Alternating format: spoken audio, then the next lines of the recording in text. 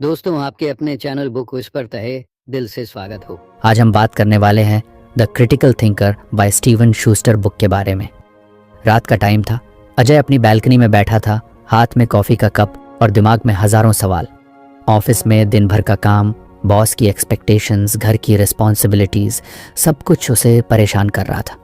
उसका नेचर थोड़ा इम्पल्सिव था।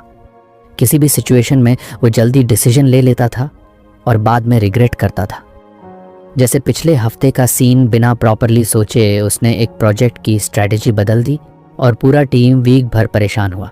तभी उसके दोस्त रवि ने फ़ोन किया और कैजुअली बोला, यार तू कभी स्लो सोचने की आदत डाल, हर चीज़ तुरंत डिसाइड करना ज़रूरी नहीं। ग्रेट थिंकर्स हमेशा सोच समझकर कदम उठाते हैं। ये बात अजय के दिमाग में स्टक हो गई। वो सोचने लगा, क्या वाकई मेरी प्रॉब्लम यही है कि मैं जल्दी जल्दी रिएक्ट कर देता हूँ। अगले दिन ऑफिस में मीटिंग थी। क्लाइंट ने अचानक पूछा, क्या आप डिलीवरी टाइम को 10 दिन कम कर सकते हैं? अजय की आदत थी तुरंत बोल देना, हाँ हम कर सकते हैं। लेकिन इस बार उसने खुद को रोका। उसने काल्मली कहा, let me check with my team and get back to you. उस टाइम उसके बॉस भी सरप्राइज हो गए, क्योंकि यूजुअली अजय तुरंत आंसर दे देता था। मीटिंग के बाद टीम ने बैठकर डिस्कशन किया। पता चला कि अगर वो जल्दबाजी में हाँ बोल देता तो काम इम्पॉसिबल हो जाता। अजय ने पहली बार महसूस किया कि सोच समझकर आंसर देने से न सिर्फ मिस्टेक बची, बल्कि टीम का ट्रस्ट भी बढ़ा। उस दिन उसने खुद से प्रॉमिस किया कि अब से वो थिंक स्लोली एंड डेलिबरेटली वाला प्रिंसिपल अडॉप्ट करेगा। शाम को घर आते वक्त उसका सामना ट्रैफिक जैम से हुआ। अचानक एक बाइक वाला उसकी गाड़ी के सामने आ गया। नॉर्मली वो तुरंत गुस्सा हो जाता और झगड़ा शुरू कर देता, लेकिन इस बार उसने डीप ब्रेथ लिया और काल्मली सोचा, अगर मैं रिएक्ट करूंगा तो सिचुएशन और ख़राब होगी, बेटर है इग्नोर करूं। उसने चुपचाप गाड़ी साइड कर ली। नतीजा ये हुआ कि उसका मूड ख़राब नहीं हुआ और वो पीसफुली घर पहुंचा। धीरे धीरे उसने इस हैबिट को हर जगह अप्लाई करना शुरू कर दिया। जैसे जब उसकी छोटी बहन मोबाइल फ़ोन खरीदने की जिद कर रही थी, पहले वो तुरंत मना कर देता, लेकिन इस बार उसने पेशेंटली सुना, रीजंस समझे और फिर कामली बोला, ठीक है हम बजट देखकर डिसाइड करेंगे। बहन खुश हो गई कि भाई ने उसकी बात कंसिडर की। कुछ हफ्तों बाद अजय का बर्थडे आया। दोस्तों ने उसे एक किताब गिफ्ट की, the art of thinking clearly. उसमें लिखा था कि इंसान का दिमाग शॉर्टकट्स लेना पसंद करता है और अक्सर यही गलत डिसीजन का कारण बनता है। लेकिन जो लोग सोच समझकर धीरे धीरे डिसीजंस लेते हैं, वही लॉन्ग टर्म में सक्सेसफुल होते हैं। अजय को याद आया कि आइंस्टाइन भी कहा करते थे, it's not that I am so smart, it's just that I stay with problems longer. यानी जल्दी जल्दी आंसर देने से स्मार्टनेस साबित नहीं होती। असली स्मार्टनेस पेशेंस और डीप थिंकिंग में है। अब अजय अपनी लाइफ में हर जगह इस प्रिंसिपल को प्रैक्टिस करने लगा। जब भी कोई बड़ी प्रॉब्लम आती, वो खुद से कहता, स्टॉप, थिंक स्लोली। जैसे एक बार उसे जॉब चेंज का ऑफर मिला। सैलरी ज़्यादा थी, लेकिन वर्क कल्चर के बारे में मिक्स्ड रिव्यूज़ थे।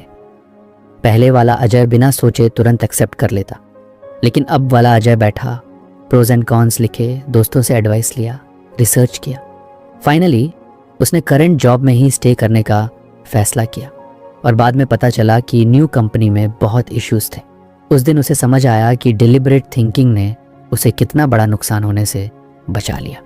अजय का दोस्त रवि ये बदलाव देखकर बोला, यार अब तू पहले जैसा इम्पल्सिव नहीं रहा, अब तेरे डिसीजंस में एक मैच्योरिटी दिखती है।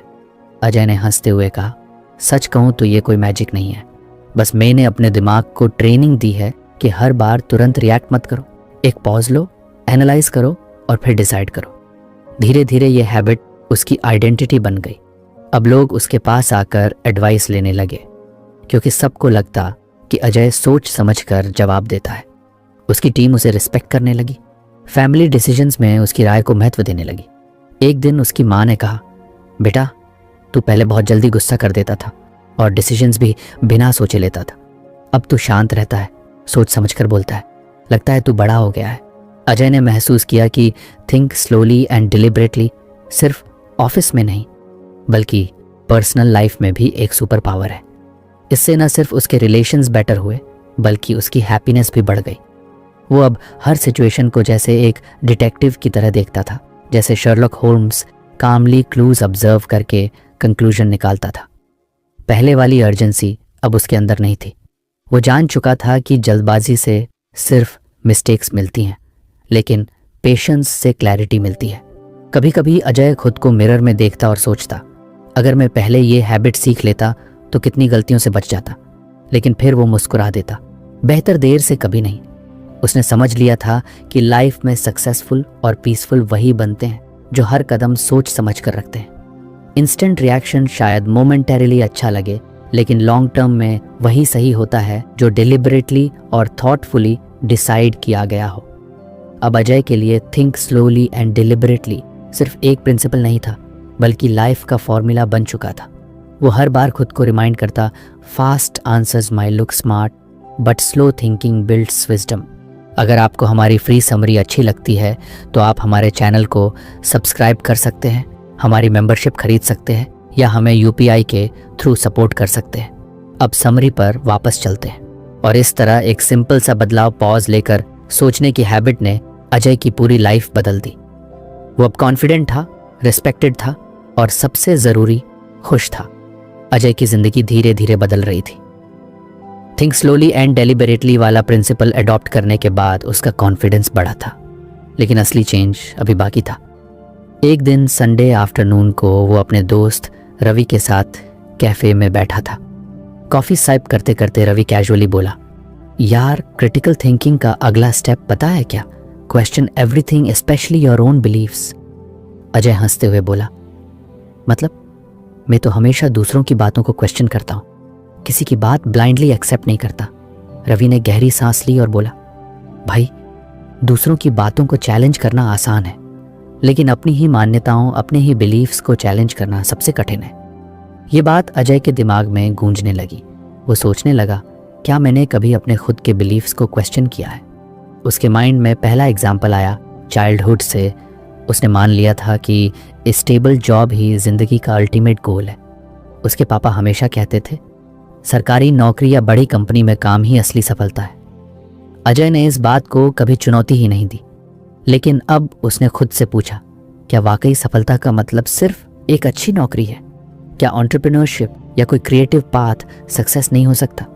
उस दिन पहली बार उसने महसूस किया कि उसके कई डिसीजंस उसके खुद के नहीं थे, बल्कि इनहेरिटेड बिलीफ्स पर बेस्ड थे। कुछ ही दिनों बाद ऑफिस में एक सिचुएशन आई। टीम में डिस्कशन चल रहा था कि प्रॉब्लम का सॉल्यूशन ट्रेडिशनल तरीके से निकाला जाए या नए इनोवेटिव अप्रोच से। अजय का पहला इंस्टिंक्ट था कि जो हमेशा होता आया है वही सेफ है, लेकिन फिर उसने खुद से पूछा, क्या मैं सिर्फ इसलिए पुराने तरीके को प्रेफर कर रहा हूँ क्योंकि ये मुझे कंफर्टेबल लगता है, या वाकई ये सबसे बेस्ट तरीका है? जब उसने ऑनेस्टली एनालाइज किया तो पता चला कि न्यू अप्रोच ज़्यादा एफिशिएंट है। उसने वही सजेस्ट किया और प्रोजेक्ट बेहद सक्सेसफुल निकला। धीरे धीरे अजय ने हर जगह अपने बिलीव्स को क्वेश्चन करना शुरू किया। घर पर एक दिन उसकी बहन ने बोला, भैया मैं फैशन डिज़ाइनिंग करना चाहती हूँ। अजय का इमीडिएट रिएक्शन था, ये करियर सिक्योर नहीं है, कोई प्रैक्टिकल फील्ड चूज करो। लेकिन फिर उसने खुद से पूछा, क्या मैं उसे डिस्करेज सिर्फ इसलिए कर रहा हूँ क्योंकि मुझे लगता है कि क्रिएटिव फील्ड्स रिस्की हैं? क्या वाकई ये सच है या सिर्फ मेरा बायस है? उसने रिसर्च की, सक्सेसफुल डिज़ाइनर्स के बारे में पढ़ा और महसूस किया कि उसका बिलीफ आउटडेटेड था। इस बार उसने बहन को सपोर्ट किया और कहा, अगर पैशन है तो गो फॉर इट। उसकी बहन की आंखों में जो खुशी थी उसने अजय को अंदर तक बदल दिया। धीरे धीरे उसने रिलीजन और सोसाइटी से जुड़े बिलीफ्स पर भी सवाल उठाना शुरू किया। बचपन से उसे सिखाया गया था कि लड़के रोते नहीं, इसलिए वो अपने इमोशंस दबा देता था। लेकिन एक दिन जब उसकी ज़िंदगी में बहुत स्ट्रेस आया, उसने खुद से पूछा, क्या सच में रोना कमज़ोरी है या ये भी बस एक स्टेरियोटाइप है? उसने खुद को रोने दिया और बाद में बहुत हल्का फील किया। उसने समझा कि ये बिलीफ सिर्फ सोसाइटी की कंडीशनिंग थी। फिर एक और इंसिडेंट हुआ।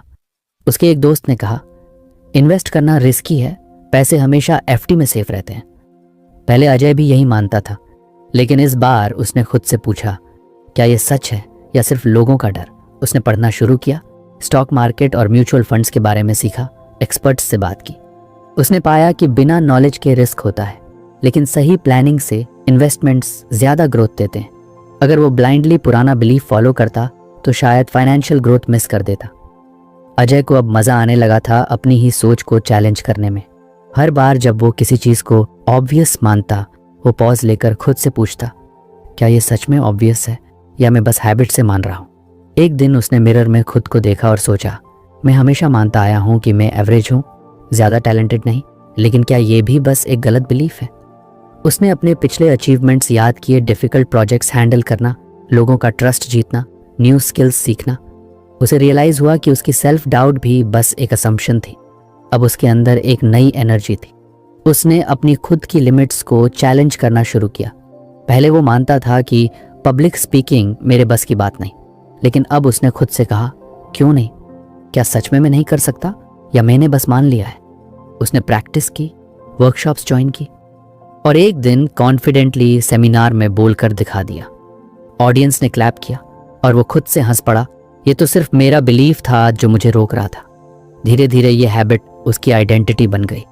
अब लोग उसे सिर्फ एक थॉटफुल व्यक्ति ही नहीं बल्कि ओपन माइंडेड भी मानने लगे। उसके दोस्त बोलते, यार तू किसी भी टॉपिक पर इतना डीप सोचता है और खुद की थिंकिंग को भी चैलेंज करता है, ये रेयर क्वालिटी है। उसकी माँ ने भी एक दिन कहा, बेटा पहले तू हर बात को फाइनल मान लेता था, अब तू सवाल पूछता है अपने आप से भी, यही तो असली मैच्योरिटी है। अजय ने रियलाइज किया कि क्वेश्चनिंग एवरीथिंग ने उसकी लाइफ को बहुत रिचर बना दिया। पहले वो दुनिया को एक फिक्स्ड लेंस से देखता था, अब हर लेंस को चेक करता था कि सही है या नहीं। उसने समझा कि बिलीव्स भी वैसे ही हैं जैसे पुराने कपड़े, कभी सही होते हैं लेकिन समय बदलने पर उन्हें अपडेट करना जरूरी है। अगर आप बिना क्वेश्चन किए उन्हीं बिलीव्स को पकड़े रहते हो तो ग्रोथ रुक जाती है। अब जब भी कोई सिचुएशन आती, अजय खुद से 3 सिंपल क्वेश्चंस पूछता। क्या ये बिलीफ सच है? क्या ये बिलीफ मेरी ग्रोथ में मदद कर रहा है? क्या इसका कोई बेहतर विकल्प हो सकता है? इन 3 सवालों ने उसकी पूरी सोच बदल दी। वो अब दूसरों की बातों को ही नहीं, अपनी सोच को भी लगातार फिल्टर करता था। और यही असली क्रिटिकल थिंकिंग थी, सिर्फ बाहर की दुनिया को नहीं बल्कि अपनी इनर वर्ल्ड को भी चैलेंज करना। अजय ने महसूस किया कि जिसने अपनी बिलीव्स को क्वेश्चन करना सीख लिया, वो लाइफ में किसी भी सिचुएशन को ओपन माइंड से फेस कर सकता है और यही उसकी असली स्ट्रेंथ बन गई। अजय की जिंदगी में बदलाव अब धीरे धीरे साफ दिखने लगा था। उसने स्लो और डिलिब्रेट सोचने की आदत डाल ली थी, अपने बिलीव्स को क्वेश्चन करना सीख लिया था और अब वो खुद को पहले से कहीं ज्यादा मैच्योर महसूस करता था। लेकिन एक दिन ऐसी सिचुएशन आई जिसने उसे क्रिटिकल थिंकिंग का अगला सबक सिखाया। किसी भी कंक्लूजन पर पहुंचने से पहले सफिशिएंट और रेलेवेंट इंफॉर्मेशन इकट्ठा करना। ऑफिस में एक नया प्रोजेक्ट आया था। क्लाइंट चाहता था कि उनकी कंपनी के लिए एक नई मोबाइल ऐप लॉन्च हो। मीटिंग में जब प्रोजेक्ट डिस्कस हो रहा था, टीम में से कुछ लोग तुरंत बोल पड़े, ये ऐप सक्सेसफुल नहीं होगी, मार्केट ऑलरेडी सैचुरेटेड है। अजय भी पहले इंस्टिंक्ट में यही सोचने लगा कि शायद ये प्रोजेक्ट ज़्यादा चैलेंजिंग है, लेकिन फिर उसने खुद को रोका और याद किया, क्वेश्चन एवरीथिंग और सफिशिएंट इंफॉर्मेशन गैदर करना ज़रूरी है। उसने प्रोजेक्ट को लेकर तुरंत जजमेंट बनाने से मना कर दिया। उसने काल्मली कहा, let's not decide right now, पहले प्रॉपर रिसर्च करते हैं, मार्केट, कॉम्पिटिटर्स, यूज़र नीड्स, सब कुछ। टीम ने नेक्स्ट फ्यू डेज सिर्फ इंफॉर्मेशन कलेक्ट करने में लगाए। उन्होंने देखा कि हाँ, बहुत सारी ऐप्स पहले से मौजूद हैं, लेकिन उनमें से ज़्यादातर कॉम्प्लिकेटेड थीं और यूज़र फ्रेंडली नहीं थी। सर्वेज से पता चला कि यूज़र्स सिंपल और इजी टू यूज़ ऐप चाहते हैं। कंपेटिटर एनालिसिस से उन्हें कई लूप होल्स दिखे। इस डीप रिसर्च के बाद उन्हें कॉन्फिडेंस मिला कि उनका ऐप वाकई सक्सेसफुल हो सकता है।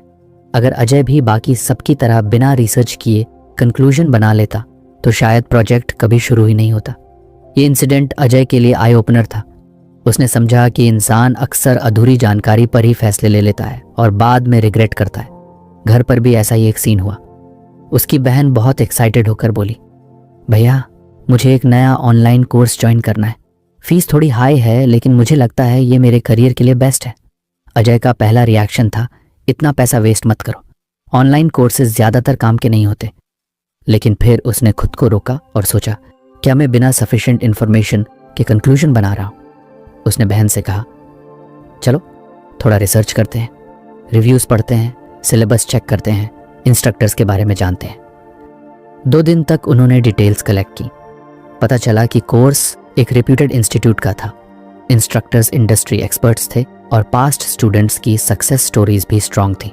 तब अजय ने सपोर्ट किया, हाँ ये कोर्स वर्थ इट है। अगर उसने बिना जानकारी के मना कर दिया होता तो शायद बहन का एक अच्छा मौका छूट जाता। धीरे धीरे ये हैबिट उसकी रोज़मर्रा की लाइफ में भी उतरने लगी।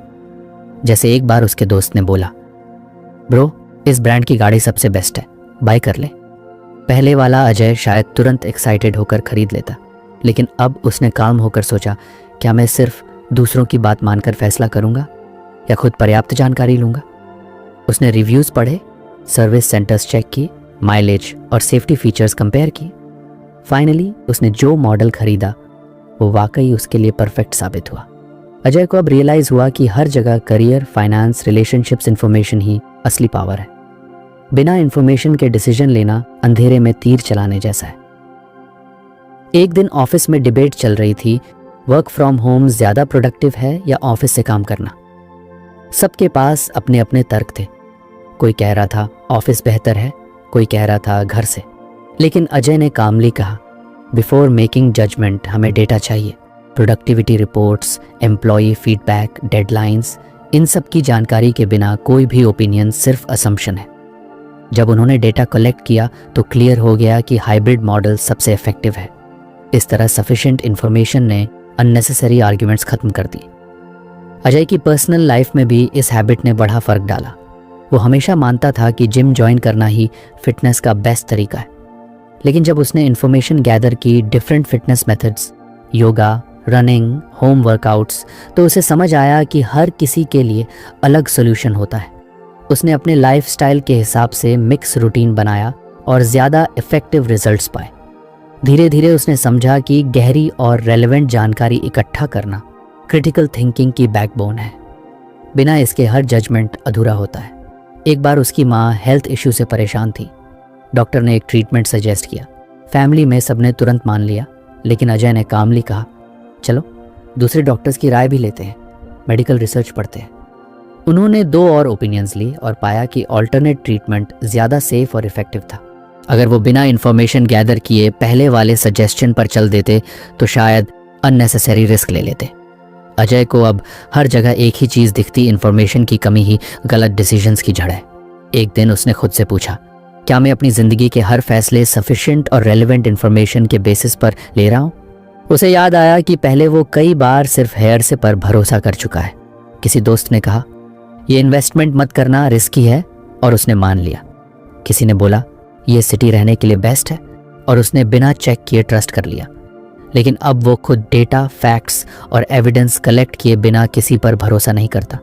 उसने महसूस किया कि इन्फॉर्मेशन गैदरिंग सिर्फ दूसरों पर डाउट करने का नाम नहीं है, बल्कि खुद को क्लैरिटी देने का तरीका है। धीरे धीरे उसके दोस्त और कॉलीग्स भी उससे सीखने लगे। अब जब भी कोई डिबेट होती, सब कहते, अजय से पूछो, वो पहले पूरी जानकारी कलेक्ट करता है। उसकी टीम को उस पर ट्रस्ट हो गया कि उसके डिसीजंस रैंडम नहीं होते, बल्कि प्रॉपर रिसर्च पर बेस्ड होते हैं।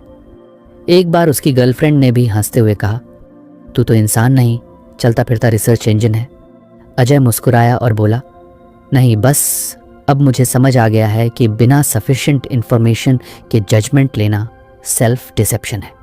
उसने महसूस किया कि लाइफ में जल्दी जजमेंट लेने की बजाय थोड़ा टाइम इन्फॉर्मेशन कलेक्ट करने में लगाना हमेशा बेटर है।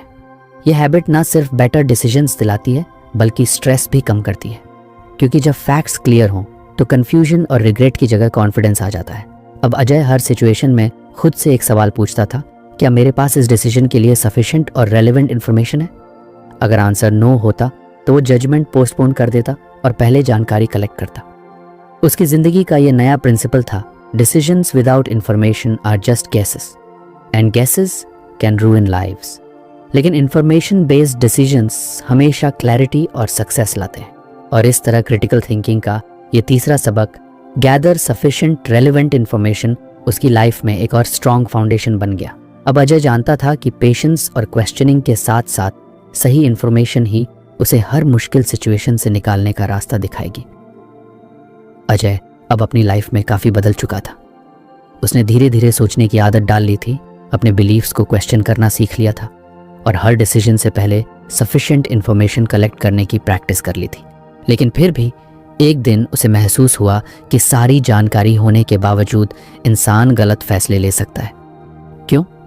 क्योंकि इंसान का दिमाग खुद ही कई तरह के बायसेस से भरा होता है, और यही उसे क्रिटिकल थिंकिंग का अगला सबक सिखाने वाला था, recognise and guard against cognitive biases. Office में एक नया इंटर्न आया था, नाम था कबीर। मीटिंग के पहले दिन ही उसने थोड़ी नर्वसनेस दिखाई। अजय ने तुरंत अपने दिमाग में एक लेबल चिपका दिया, ये लड़का शायद वीक है, इससे ज़्यादा काम नहीं हो पाएगा। लेकिन अगले हफ्ते जब प्रोजेक्ट डिलीवरी हुई तो वही कबीर सबसे तेज और क्रिएटिव निकला। उसकी आइडिया ने पूरी टीम को बचा लिया। उस दिन अजय शॉक हो गया। उसे रियलाइज हुआ कि उसने सिर्फ फर्स्ट इंप्रेशन पर अपना जजमेंट बना लिया था। ये था हेलो इफेक्ट बायस, जहां हम किसी की एक क्वालिटी देखकर पूरी पर्सनैलिटी का अंदाजा लगा लेते हैं। अजय ने सोचा, अगर मैंने इस बायस को रिकॉग्नाइज नहीं किया होता तो शायद मैं कबीर को कभी चांस ही नहीं देता। उसने खुद को याद दिलाया कि हर इंसान को जज करने से पहले पूरा पिक्चर देखना चाहिए। कुछ दिन बाद एक और इंटरेस्टिंग सिचुएशन आई। कंपनी में डिबेट चल रही थी कि कौन सा सॉफ्टवेयर खरीदा जाए। अजय ऑटोमेटिकली उसी ऑप्शन की तरफ झुकने लगा जो उसके फेवरेट सीनियर ने रेकमेंड किया था। लेकिन फिर उसने पॉज लिया और खुद से पूछा, क्या मैं सच में फैक्ट्स पर डिसीजन ले रहा हूँ या सिर्फ अथॉरिटी बायस में फंस गया हूँ, यानी सिर्फ इसलिए मान रहा हूँ क्योंकि ये मेरी रिस्पेक्ट करने वाले सीनियर ने कहा है। जब उसने एक्चुअल कंपैरिजन किया तो पता चला कि दूसरा सॉफ्टवेयर ज़्यादा कॉस्ट इफेक्टिव और एफिशिएंट था। इस बार उसने कॉन्शियसली अपने बायस को गार्ड किया और सही डिसीजन लिया। धीरे धीरे अजय ने नोटिस करना शुरू किया कि बायसेस हर जगह घुसपैठ कर रहे हैं। जैसे एक बार उसने स्टॉक मार्केट में इन्वेस्ट किया। उसने न्यूज़ में पढ़ा कि एक पर्टिकुलर कंपनी बहुत तेज़ी से ग्रो कर रही है। बिना सोचे समझे उसने भी इन्वेस्ट कर दिया। बाद में जब मार्केट गिरा तो उसे रियलाइज़ हुआ कि वो बैंड वैगन बायस का शिकार हुआ था। सब कर रहे हैं तो मैं भी करूं। तब उसने खुद से कहा, अब से सिर्फ भीड़ देखकर डिसीजन नहीं, बल्कि प्रॉपर एनालिसिस और फैक्ट्स देखकर ही डिसीजन लूंगा। उसकी पर्सनल लाइफ में भी बायसेस छुपे हुए थे। जैसे वो हमेशा मानता था कि उसका चाइल्डहुड का दोस्त ही उसके लिए सबसे अच्छा एडवाइज़र है, लेकिन जब उसने करियर एडवाइस ली तो वो गलत निकली। अजय को समझ आया कि ये कन्फर्मेशन बायस है। वो सिर्फ वही सुनना चाहता था जो उसे अच्छा लगे या जो उसके प्रीसेट बिलीफ से मैच करे। अब उसने कॉन्शियसली प्रैक्टिस शुरू की कि जब भी कोई एडवाइस मिले वो इंटेंशनली ऑपोजिट व्यू पॉइंट भी सुने और कंपेयर करे। एक दिन कैफे में बैठा था और रवि ने कैजुअली पूछा, यार क्या तूने नोटिस किया है कि तू हमेशा अपनी बात को सपोर्ट करने के लिए वही एग्जाम्पल्स ढूंढता है जो तेरे फेवर में हो? अजय चौंक गया। उसने सोचा, सच में मैं जब भी किसी टॉपिक पर सोचता हूँ तो वही इन्फॉर्मेशन याद करता हूँ जो मेरे बिलीफ को स्ट्रॉन्ग करे, बाकी इन्फॉर्मेशन को इग्नोर कर देता हूँ। यही कॉन्फर्मेशन बायस था। उस दिन उसने डिसाइड किया कि अब से वो इंटेंशनली खुद से ऑपोजिट क्वेश्चंस भी पूछेगा। बायसेस सिर्फ डिसीजंस में ही नहीं, इमोशंस में भी असर डालते थे। जैसे जब भी कोई नया कॉलीग उसकी किसी बात से डिसएग्री करता, अजय उसे नेगेटिव समझने लगता। लेकिन बाद में उसने रिकॉग्नाइज किया कि ये सिर्फ नेगेटिविटी बायस है। हमारा दिमाग नेचुरली नेगेटिव चीज़ों को ज़्यादा हाईलाइट करता है। अब उसने कॉन्शियसली प्रैक्टिस शुरू की कि डिसएग्रीमेंट को पर्सनल अटैक न माने, बल्कि उसे ऑल्टरनेट पर्सपेक्टिव की तरह देखे। घर पर भी एक मज़ेदार एग्जाम्पल हुआ। उसकी माँ ने बोला, बेटा तू तो बचपन से पढ़ाई में स्ट्रांग रहा है, लेकिन कुकिंग तेरे बस की बात नहीं। अजय ने भी ये बिलीफ मान लिया था और कभी कोशिश नहीं की। लेकिन एक दिन क्यूरियोसिटी से उसने यूट्यूब रेसिपी देखी और सरप्राइजिंगली अच्छा खाना बना लिया। तब उसे लगा ये तो सेल्फ सर्विंग बायस था, जहां मैंने मान लिया कि मैं सिर्फ कुछ चीज़ों में ही अच्छा हूं और बाकी चीज़ें मेरे बस की नहीं। धीरे धीरे अजय को यह समझ आया कि ह्यूमन ब्रेन एक तरह का शॉर्टकट मशीन है। बायसेस एक्चुअली शॉर्टकट्स हैं ताकि दिमाग जल्दी डिसीजन ले सके, लेकिन ये शॉर्टकट्स अक्सर हमें गलत रास्ते पर ले जाते हैं। क्रिटिकल थिंकर बनने का मतलब है इन बायसेस को आइडेंटिफाई करना और कॉन्शियसली उनसे बचना। एक दिन ऑफिस में एक बड़ी मिस्टेक ऑलमोस्ट हो ही गई। क्लाइंट के साथ नेगोशिएशन चल रही थी। क्लाइंट ने कहा कि मार्केट में उनके प्रोडक्ट का कोई कंपटीशन नहीं है। टीम ऑलमोस्ट मान ही गई, लेकिन अजय को कुछ गड़बड़ लगी। उसने सोचा, ये तो ओवर कॉन्फिडेंस बायस लग रहा है। हर प्रोडक्ट का कॉम्पिटिटर होता है, बस हम ढूंढ नहीं पा रहे।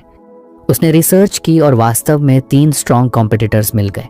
अगर वो क्लाइंट की बात पर ब्लाइंडली विश्वास कर लेता तो स्ट्रैटेजी पूरी तरह गलत हो जाती। उस रात बैल्कनी में बैठकर अजय ने डायरी में लिखा, बायसेस का सबसे डेंजरस हिस्सा यही है कि हमें लगता है हम अनबायस्ड हैं। उसने खुद को रिमाइंड किया कि हमें हर समय अपने दिमाग की चालाकियों से सावधान रहना चाहिए। उसने एक सिंपल प्रैक्टिस अडॉप्ट की। जब भी कोई डिसीजन लेना होता वो खुद से 3 सवाल पूछता। क्या मैं इस डिसीजन में किसी बायस का शिकार हो रहा हूँ? क्या मैं सिर्फ वही देख रहा हूँ जो मेरी बिलीफ को सपोर्ट करता है? क्या मैं दूसरों के पर्सपेक्टिव को भी कंसिडर कर रहा हूँ?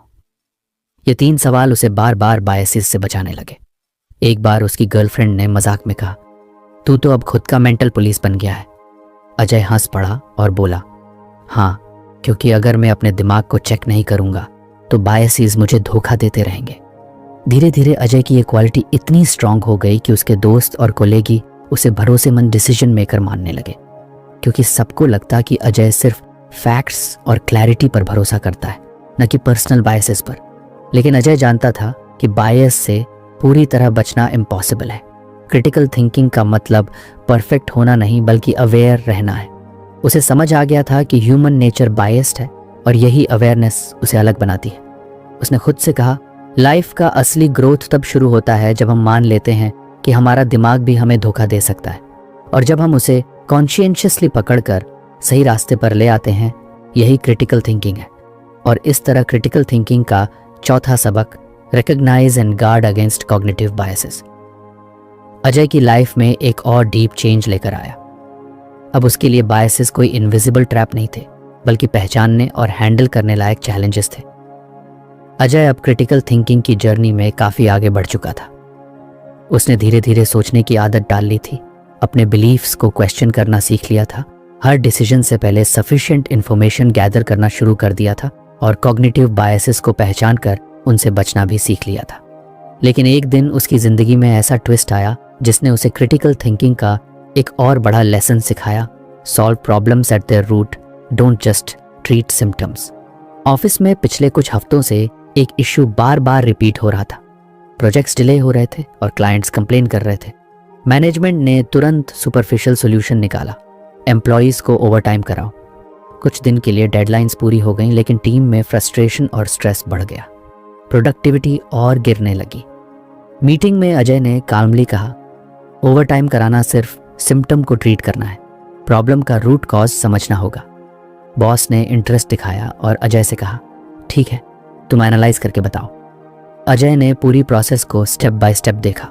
उसने पाया कि असली प्रॉब्लम ओवरटाइम से नहीं बल्कि प्रोजेक्ट प्लानिंग में थी। रिक्वायरमेंट्स अनक्लियर रहती थी, जिससे बार बार चेंजेस आते थे और डिले होता था। रूट कॉज निकला, poor communication between clients and project team.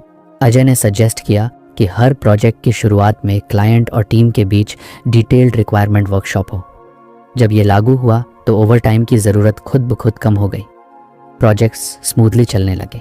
Boss ने सराहते हुए कहा, अजय, तुमने हमें समझाया कि सिम्टम्स को दबाने से सोल्यूशन नहीं मिलता, असली वजह पकड़नी ज़रूरी है। ये इंसिडेंट अजय के लिए टर्निंग पॉइंट था। उसने रियलाइज़ किया कि हम अक्सर लाइफ की प्रॉब्लम्स का टेम्पोरेरी इलाज ढूंढते हैं, लेकिन असली जड़ अनटच्ड छोड़ देते हैं। घर पर भी यही सिचुएशन आई। उसकी माँ अक्सर कंप्लेन करती थी कि घर में बिजली का बिल बहुत ज़्यादा आता है। सब लोग सोल्यूशन ढूंढते, ऐसी कम चलाओ, एक्स्ट्रा लाइट्स बंद करो, लेकिन प्रॉब्लम फिर भी बनी रही। अजय ने रूट कॉज ढूंढने का फैसला किया। उसने बिजली का पूरा मीटर चेक किया और पता चला कि पुराना रेफ्रिजरेटर नॉर्मल से डबल इलेक्ट्रिसिटी कंज्यूम कर रहा है। जब नया फ्रिज लाया गया तो बिल अपने आप कम हो गया। उस दिन सबको समझ आया कि सुपरफिशियल उपाय से असली रिजल्ट नहीं मिलता। पर्सनल लाइफ में भी रूट कॉज अप्रोच ने अजय की मदद की। वो अक्सर इरिटेट हो जाता था और सोचा करता था कि शायद वर्कलोड ज़्यादा है। सॉल्यूशन के लिए उसने वेकेशंस पर जाना शुरू किया, पार्टीज ज्वाइन की, लेकिन इरिटेशन वापस लौट आता। एक दिन उसने खुद से पूछा, क्या ये सिर्फ वर्कलोड है या कोई डीपर रीज़न? सेल्फ रिफ्लेक्शन के बाद उसने पाया कि असली प्रॉब्लम उसका लाइफस्टाइल है, लेट नाइट जागना, अनहेल्थी फूड और ज़ीरो एक्सरसाइज। जब उसने इन्हें इम्प्रूव किया, टाइम पर सोना, हेल्थी खाना और मॉर्निंग वॉक, तो इरिटेशन ऑलमोस्ट खत्म हो गया। वेकेशंस और पार्टीज सिर्फ टेम्पररी रिलीफ थे, असली सोल्यूशन लाइफस्टाइल चेंज था। एक बार उसकी गर्लफ्रेंड ने भी उससे कहा, तू अक्सर लेट आता है, शायद ट्रैफिक की वजह से। अजय ने भी यही माना और सोल्यूशन निकाला, डिफरेंट राउट्स ट्राई करना। लेकिन प्रॉब्लम फिर भी रही। फिर उसने रूट कॉज देखा। असल वजह उसकी खुद की आदत थी, लेट निकलने की। जब उसने स्केड्यूल में 15 मिनट बफर रखना शुरू किया तो देर से पहुंचना बंद हो गया। उस दिन उसे फिर समझ आया कि सिम्टम्स को ब्लेम करना ईजी है, रूट कॉज एक्सेप्ट करना मुश्किल। लेकिन वहीं असली सोल्यूशन छिपा है। उसने ये प्रिंसिपल अपने दोस्तों के साथ भी शेयर किया। एक बार उसका दोस्त रोहित बोला, यार मेरी रिलेशनशिप बार बार फेल हो रही है, शायद मेरी किस्मत खराब है। अजय ने कामली कहा, शायद किस्मत नहीं, कोई डीपर पैटर्न है, रूट कॉज खोज। जब रोहित ने सेल्फ रिफ्लेक्शन किया तो उसे समझ आया कि वो हमेशा खुद को एक्सप्रेस नहीं करता और कम्युनिकेशन गैप की वजह से मिसअंडरस्टैंडिंग होती है। उसने कम्युनिकेशन इंप्रूव किया और धीरे धीरे उसकी रिलेशनशिप स्टेबल हो गई। धीरे धीरे अजय को रियलाइज हुआ कि रूट कॉज अप्रोच सिर्फ बिग प्रॉब्लम्स के लिए नहीं, छोटे इश्यूज के लिए भी जरूरी है। जैसे उसका मोबाइल बार बार हैंग हो रहा था, वो बार बार अस्थायी समाधान करता, ऐप्स अनइंस्टॉल करना या रीस्टार्ट करना, लेकिन समस्या वापस आती। फिर उसने रूट कॉज देखा, फोन का स्टोरेज भर चुका था और रैम कम थी। जब उसने डेटा बैकअप करके फोन अपग्रेड किया तो प्रॉब्लम परमानेंटली सॉल्व हो गई। बायसेस की तरह ही रूट कॉज भी कभी कभी इनविजिबल होता है। हमें लगता है कि प्रॉब्लम कहीं और है, जबकि असली वजह किसी हिडन जगह पर होती है। एक दिन ऑफिस में एक कॉलीग ने कहा, हमारी सेल्स कम हो रही हैं क्योंकि मार्केट स्लो है। सबने यही मान लिया। लेकिन अजय ने सोचा, क्या सच में मार्केट स्लो है या हमारी स्ट्रैटेजी वीक है? रिसर्च करने पर पता चला कि competitor companies better digital marketing कर रही थी। रूट कॉज क्लियर हुआ, मार्केटिंग अप्रोच आउटडेटेड है। जब उन्होंने स्ट्रैटेजी बदली तो सेल्स वापस ग्रो होने लगी। अजय अब हर प्रॉब्लम को लेयर्स की तरह देखता था। आउटर लेयर पर सिम्टम होता था, लेकिन इनर लेयर्स में असली वजह छुपी रहती थी। क्रिटिकल थिंकर बनना मतलब था आउटर लेयर पर सेटिस्फाई ना होना, बल्कि डीपर डाइव करना। उसने खुद को ट्रेन किया कि जब भी कोई प्रॉब्लम दिखे तुरंत सुपरफिशियल फिक्स ना करे। पहले वाई पूछे, फिर वाई अगेन पूछे, जब तक असली रूट ना मिल जाए। ये उसका 5 वाइज मेथड बन गया। एक दिन उसकी बहन एग्जाम में फेल हो गई और रोते हुए बोली, मैं अनलकी हूँ। फैमिली मेंबर्स ने कहा, नेक्स्ट टाइम ज़्यादा पढ़ लेना। लेकिन अजय ने रूट कॉज एनालाइज किया। उसने बहन से पूछा, तू रोज़ कितने घंटे पढ़ाई करती थी? बहन बोली, मैं तो दिन भर नोट्स बनाती थी। अजय ने डीपर पूछा, और प्रैक्टिस क्वेश्चंस? पता चला कि वो सिर्फ नोट्स लिखती थी, प्रैक्टिस लगभग शून्य थी। रूट कॉज क्लियर हुआ, प्रैक्टिस की कमी। जब उसने प्रैक्टिस शुरू की, अगली बार एग्जाम में अच्छे मार्क्स आए। उस रात बैल्कनी में बैठा अजय सोच रहा था, कितनी बार हम जिंदगी में सिर्फ ऊपर ऊपर इलाज करते हैं और फिर वही प्रॉब्लम्स वापस आ जाती हैं। असली फ्रीडम तभी मिलती है जब हम झट को पकड़कर उसे फिक्स करें। उसने डायरी में लिखा, स्ट्रेस का सोल्यूशन वेकेशन नहीं, लाइफस्टाइल चेंज है। लेट आने का सोल्यूशन नया रूट नहीं, टाइम मैनेजमेंट है। रिलेशनशिप का सोल्यूशन ब्लेम नहीं, कम्युनिकेशन है। ऑफिस प्रॉब्लम का सोल्यूशन ओवर टाइम नहीं, बेटर प्लानिंग है। धीरे धीरे ये प्रिंसिपल उसकी आइडेंटिटी का हिस्सा बन गया।